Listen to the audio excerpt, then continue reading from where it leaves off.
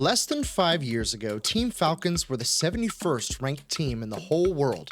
Then something big happened that changed the fate of not only Team Falcons, but the landscape of Counter-Strike as a whole. It's a story that goes beyond esports and into a narrative about government cover-ups, incredibly large sums of money, and the fate of an entire nation. The nation of Saudi Arabia. You see, Saudi Arabia is in trouble. The country is very wealthy off of one resource and one resource alone. That's oil. And oil is finite. And so to survive, Saudi Arabia is having to diversify its economy. So Saudi Arabia announced Vision 2030, a government project that's supposed to revamp and diversify their economy through new job opportunities and, most importantly, new investments. How are they going to do this? Well, it's with something called the Public Investment Fund. The PIF is something called a sovereign wealth fund, which is essentially just a huge amount of assets that are held by a country for investment into another country's projects. PIF is the sixth largest sovereign wealth fund in the entire world, but it's kind of shady and doesn't even have a website that announces what their holdings are. But we do know about many high-profile investments, such as in 2022 when the PIF decided that it would go after the markets of sports and gaming.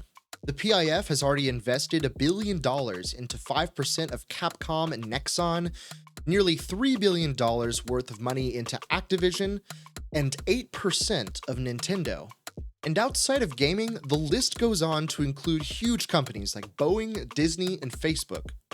While it's clear that Saudi Arabia is investing into the businesses of America and other foreign countries in order to diversify, it doesn't quite explain why the country is investing so heavily into esports, a market that hasn't always proven to turn a profit. You see, the country knows that it may not be financially profitable, but that's not necessarily their bet. In order to explain, let's talk about soccer and human rights. The country of Saudi Arabia does not have a great track record with human rights. To start, simply criticizing the government, Islam, or the royal family can get you imprisoned or worse.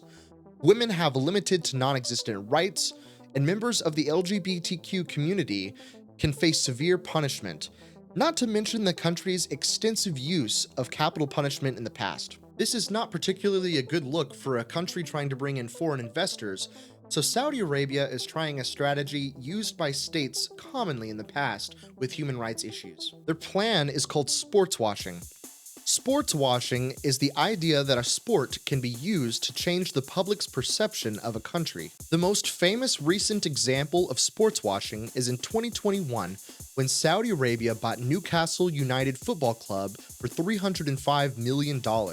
And since the buyout, Saudi money has transformed the organization from being nearly relegated out of the Premier League into Champions League contenders. And as you might expect, fans were thrilled about this change, some even going so far as to wave the Saudi Arabian flag. And so the idea of sports washing brings us back to Counter-Strike, a game with a huge viewership, second to only League of Legends.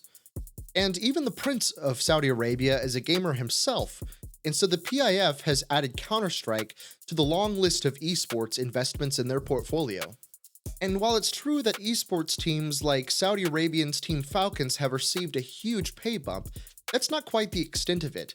Tournament organizers like ESL and Faceit have been bought out by Saudi Arabia. And so at this time in 2025, it's more likely than not that your favorite Counter-Strike team has either directly or indirectly received support from the Saudi Arabians. Of course, there's no other more visible benefactor than Team Falcons, a team that has gone through more star acquisitions than any other in recent history, with players and coaches taking millions of dollars to be poached from other top teams. And how has this affected public perception of Saudi Arabia? Well, it's hard to say for now, but it seems that although there may be a generally negative opinion about the state's attempts to poach other players using their large pools of money, there are also a new set of people who have a new favorite team with their new favorite players, hoping for better success at the next grand event. And although you may not care what teams are getting money from who, just remember that certain Saudi Arabian acquisitions, like Faceit, have kernel access to your computer. So the question when it comes to foreign influence is not whether money talks, but if players are listening. Thank you.